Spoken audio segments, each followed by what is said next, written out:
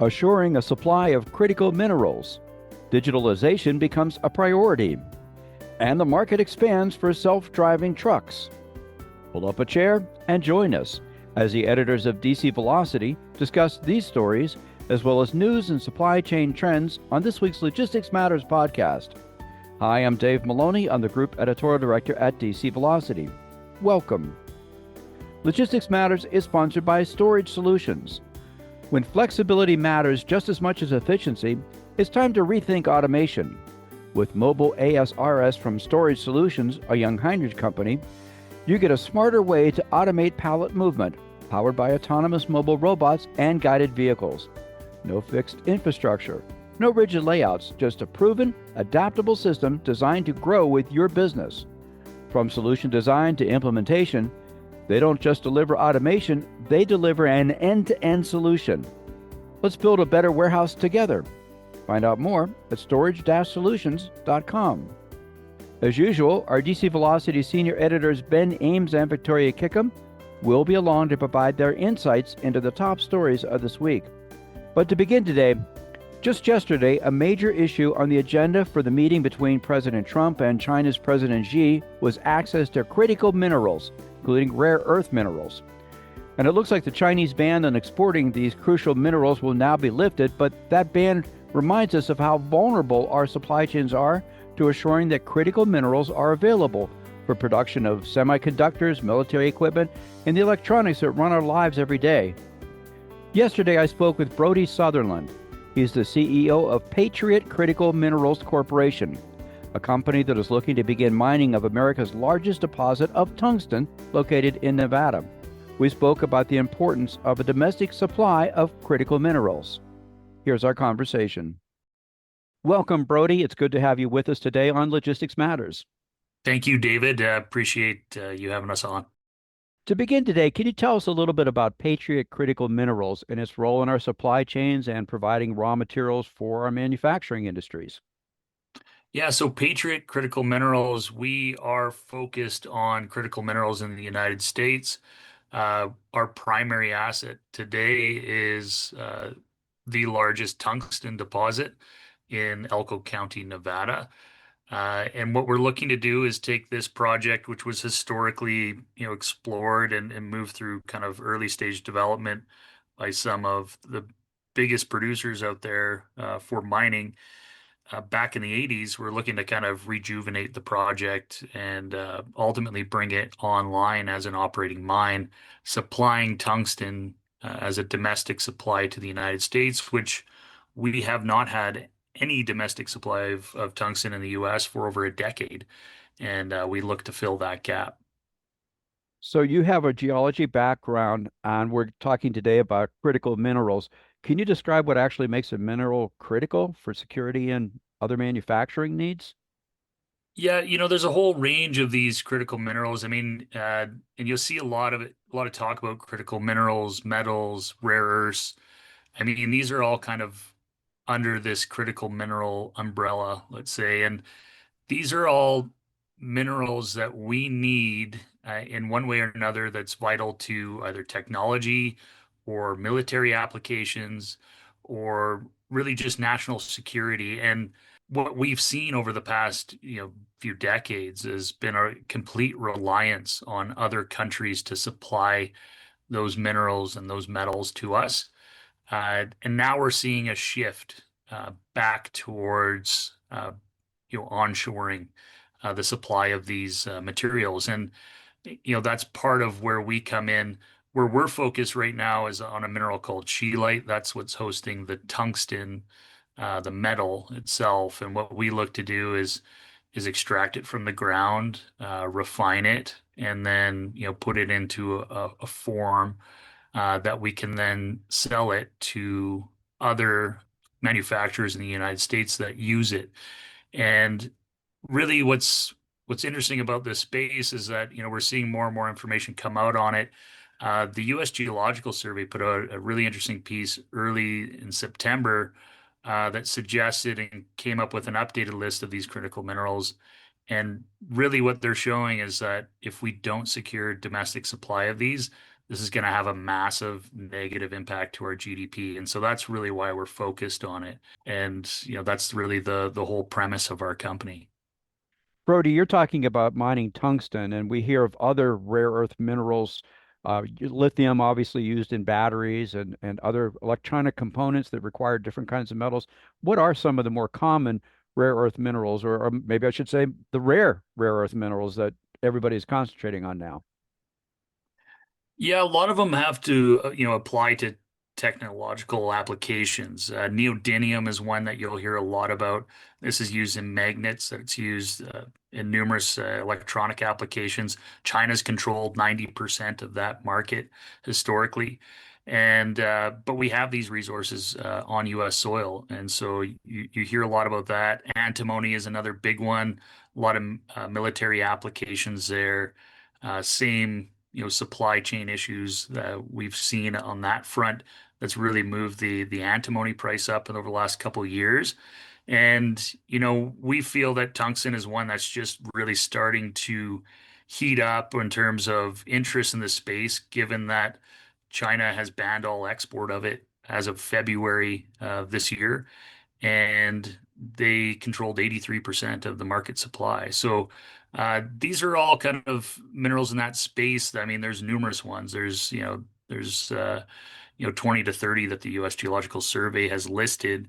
And what's really interesting about that is that, they've put out a report in September listing their top priority critical minerals and have shown that, if we don't secure domestic supply, this will have a negative impact on our GDP. And really, that's where we come in to help supply these minerals.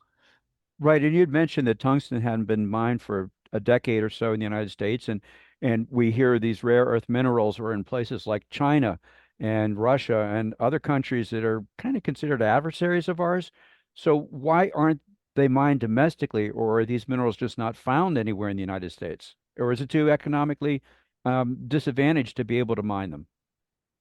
Well, there's been too much focus on allowing the other countries to develop these projects. And in a lot of cases, China is so ahead of the curve that, traditionally what's happened is that as soon as that commodity, the price of it's gone up to a point where these resources in the United States, which we do have, become economic, China will just oversupply the market and drive that commodity price down. Now, what we're starting to see is a shift in mentality in that, we have these materials here on US soil. We've seen the US government make moves in the critical mineral space, setting a floor on certain commodities like neodymium and ensuring that China can't come back and flood the market and try to disrupt any new development on US soil. So, traditionally, there's just been a complete reliance on other countries in developing these types of projects, and we're starting to see, a renewed interest by the U.S. government in driving these projects forward, because they see, in the long term, I mean, we need these materials close to home to be able to have full security on numerous fronts, whether it's technology or military defense. We need these metals. So that's, again, a key point that we want to make in terms of the importance of this sector. Are we also working to find nations who we have friendlier ties with, develop their own capabilities for mining rare earth minerals? 100%. And I mean, we've seen it over the last couple of weeks. Big deal with Australia, Malaysia, Japan. We need all of it is really the short answer to offset what China was supplying. And going back to China, they had a lot of subsidies in places. They had a lot of incentives to develop these projects in China. And that's what's put them ahead of the curve. And now I think we're seeing the US try to match that. But the reality is we need all these other countries aligned with the US to offset that supply gap. And right now, you're looking for investors to be able to begin mining the tungsten in the deposit you have. First of all, why hasn't that been mined in nearly a decade? And how large is that tungsten deposit in Nevada? Yeah, so I mean, in the mining world, it's a lot of it comes down to timing. This was discovered in '68. It was fully evaluated, drilled, defined for a resource through the 70s and 80s. And back then, the primary use for tungsten was for light bulb filaments. And over the last 40 years, that's changed dramatically. And we've seen numerous new applications for tungsten.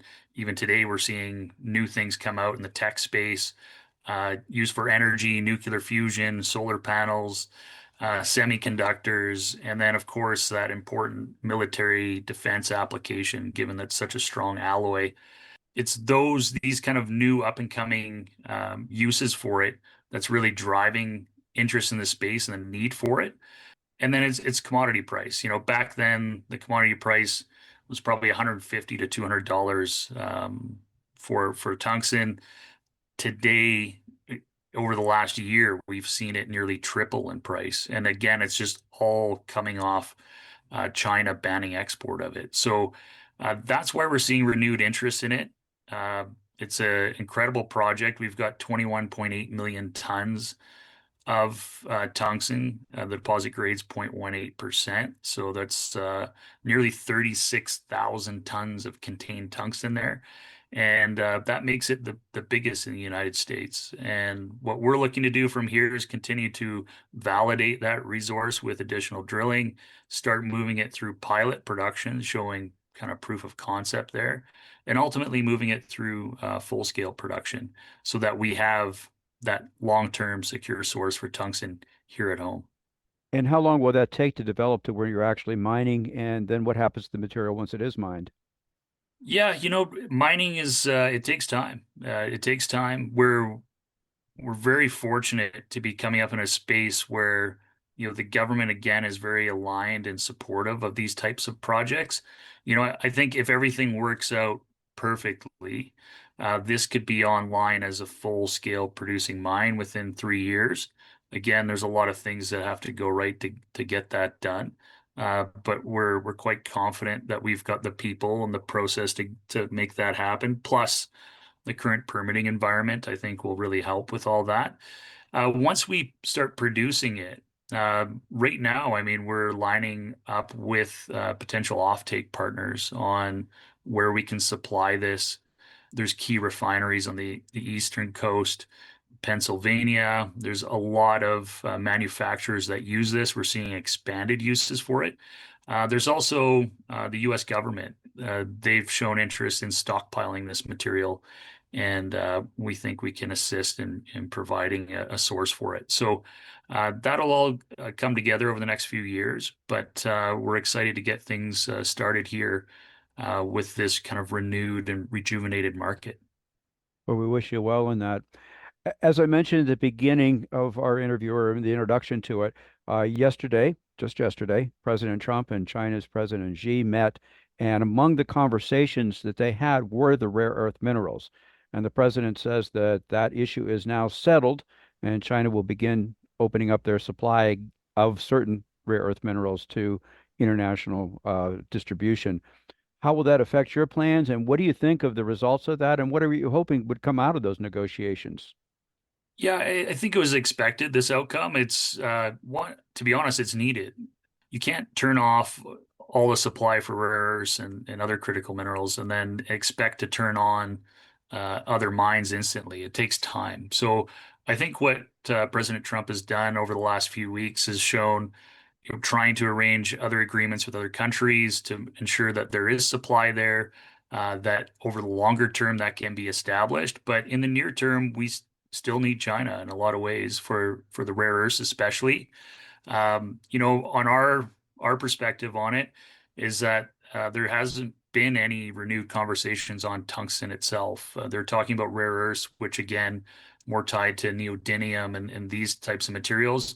They're not talking about tungsten. So from our perspective, the market is still trying to figure out what it looks like post ban on export from China. Who knows as that changes in the future, but I think what we're hearing is that the lesson's been learned. Let's focus on developing things closer to home.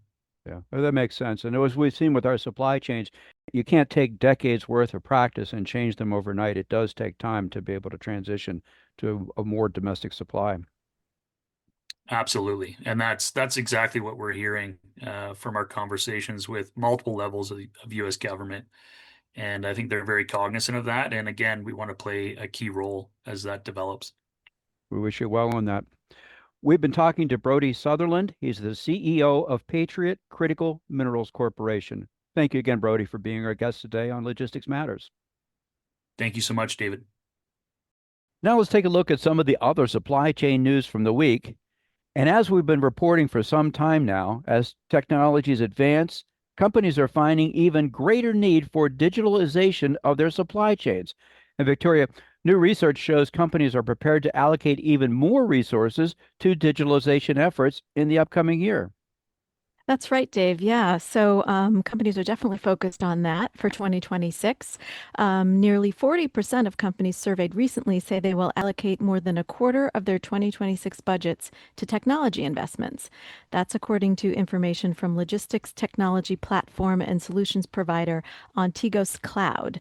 And that information was released this week. But gaps exist despite those expected gains.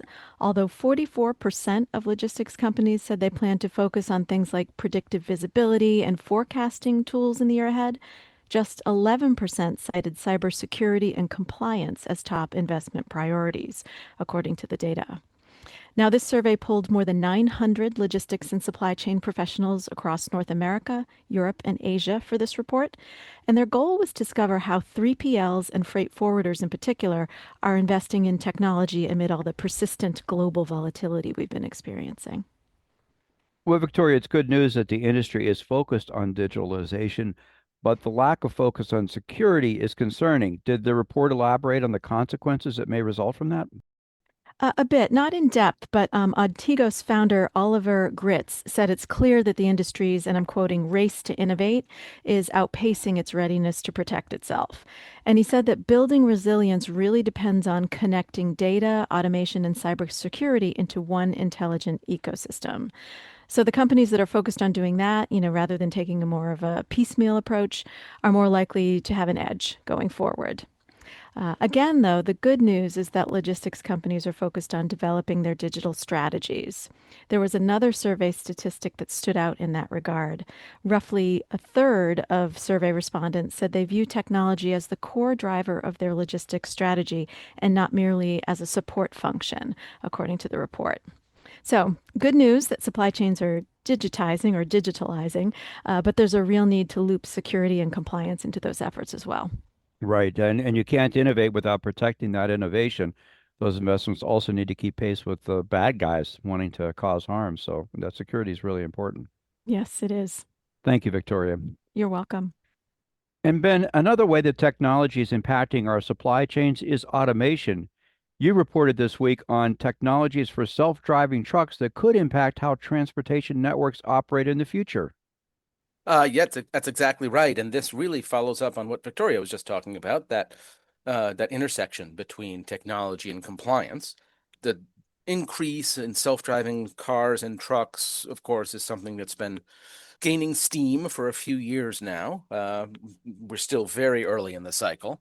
Most of what we're seeing falls into the category of carriers dipping their toe in the water. But the technology does seem to be getting more reliable. We're seeing an increase in the number of pilot projects or proof of concept trials. One of the latest ones this week was from a Pittsburgh-based company called Aurora Innovation. They provide the technology that enables a truck to become self-driving. And they said they were doing what they called a rapid expansion of commercial operations. They also operate these self-driving trucks, and they added a second driverless route in Texas that goes some 600 miles from Fort Worth to El Paso. Aurora had actually launched an inaugural route from Dallas to Houston, also in Texas, of course, about 6 months ago. And they say that they now plan to deploy driverless trucks without an observer next year, and to equip hundreds, in their words, of driverless trucks with that autonomous driving hardware that they make during 2026. Also this week, we saw Uber Technologies, say likewise they plan to greatly expand, in their words, its robo-taxi and autonomous delivery fleets. And so robo-taxis, of course, is not so much logistics as public transit. But that's through a partnership with the chip maker NVIDIA, which is important, of course, because all these self-driving vehicles rely on a whole lot of computer processing power to do everything that human drivers do. So in Uber's plan, they're going to work with the automaker Stellantis, who will deliver what they said is at least 5,000 level 4 autonomous vehicles to Uber for those robo-taxi operations in the US and internationally. And in turn, equipped with those vehicles, what Uber is going to provide, as well as the network for ordering a ride, is Uber will oversee the end-to-end fleet operations, which includes remote assistance, charging, cleaning, maintenance, and customer support. Ben, it sounds like that the autonomous car and truck makers are definitely accelerating their plans, but of course you have to wonder, what do drivers think? Yeah, exactly. But both in these autonomous cars and in the vehicle next to them on the road, right? But this plan, although these trucks are a tiny minority of the vehicles on the road now, have the potential to begin replacing human drivers at a large scale. And as you might think, some of the drivers who currently hold those jobs are not happy about it. So also this week, it's been a busy week for self-driving news. The Teamsters Union held a rally outside Boston City Hall seeking tighter restrictions on robo-taxis. Specifically, they were targeting plans by Waymo to increase those autonomous cars in Massachusetts. And the Teamsters said that this is the first mass mobilization effort outside of California to push back against what they call the unchecked expansion of autonomous vehicles. So their concerns, according to their president of their local union branch, named Tom Murray, said that driverless cars and trucks pose what he said is a serious threat to public safety and the communities and the livelihoods of the men and women who had been driving them as professional drivers. The Teamsters president in Massachusetts said that these machines don't benefit working people. They only serve the interests of out-of-state big tech billionaires whose opinions shouldn't outweigh the needs of Massachusetts residents. So that's their take on it. That it's in the very early innings right now, but that's three significant stories all in 1 week. So we're really seeing a lot of momentum building here. Right, a lot more in the news. And again, that is an expected reaction from someone whose job is threatened, but I don't think the autonomous trucks or cars will replace drivers anytime soon. That technology still has a long way to go to really make an impact. Yep, that's for sure, but we'll keep an eye on it. Thank you, Ben. Glad to. We encourage listeners to go to dcvelocity.com for more on these and other supply chain stories. Also, check out the podcast notes section for some direct links to read more about the topics that we discussed today. And we'd like to thank Brodie Sutherland of Patriot Critical Minerals Corporation for being our guest. We welcome your comments on this topic and our other stories. You can email us at podcast@agilebme.com. We also encourage you to subscribe to Logistics Matters at your favorite podcast platform. Our new episodes are uploaded on Fridays. And a reminder, Logistics Matters is sponsored by Storage Solutions. When flexibility matters just as much as efficiency, it's time to rethink automation. With mobile ASRS from Storage Solutions, a Young Heinrich company, you get a smarter way to automate pallet movement, powered by autonomous mobile robots and guided vehicles. No fixed infrastructure, no rigid layouts, just proven, adaptable systems designed to grow with your business. From solution design to implementation, they don't just deliver automation, they deliver an end-to-end solution. Let's build a better warehouse together. Find out more at storage-solutions.com. We'll be back again next week with another edition of Logistics Matters. Be sure to join us. Until then, have a great week.